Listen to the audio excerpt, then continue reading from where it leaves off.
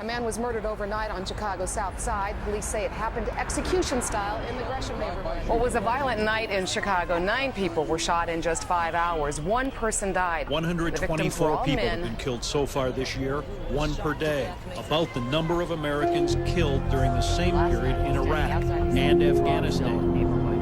There are 3 bullet holes in his home fired by the drive-by shooter. Gregory Robinson is the 28th Chicago public school student killed this school year.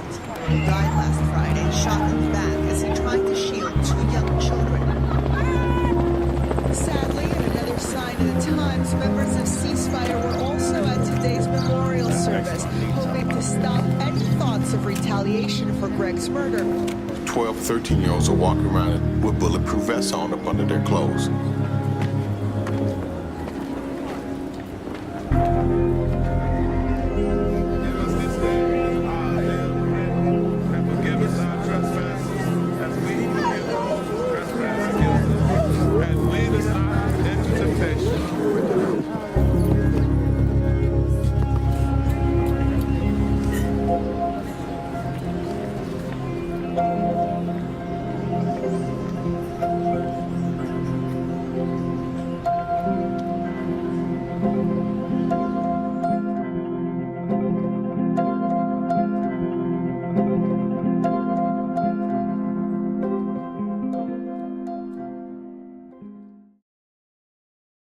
For the handicapped bathroom, if you need to take a minute. Thanks.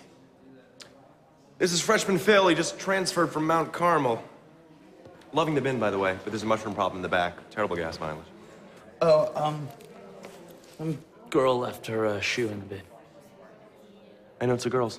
Well, and you don't look like a size 6. It's very nice of you to say. How do you leave 1 shoe? Passion?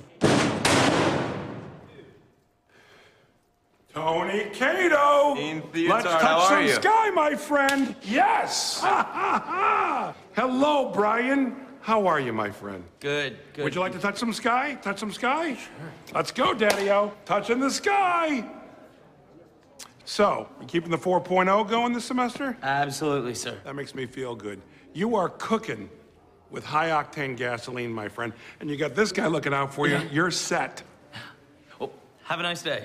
Have a nice day. Is that what you say? You make it a good day. It's up to you what you do with today. Today's a wonderful day to be alive. Just checking you kids out, seeing what you're made of.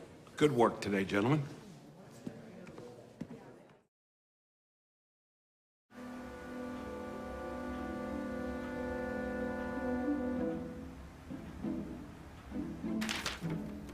It's 3 a.m. in Chicago. Jack Wright sits in his filthy apartment, staring into a white wall, drinking cheap black-strap rum.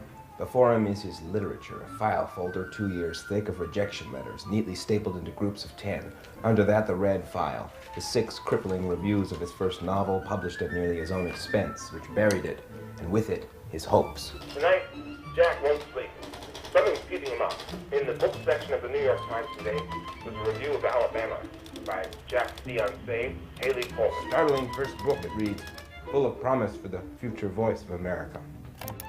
Sat and drank from his own bottle. He found that fury rested within him. A woman could not be more successful than him, especially not her, that bitch. Jack thought he hated her. He couldn't stand that bitch who written some self-reflective horseshit book about growing up in Alabama, the mockery in her eyes. So it happened in a moment, a furious, awful flash. Jack felt the whistle of something awful inside of him. He could tell that she loved him. Let us call it his conscience. She itched towards the window.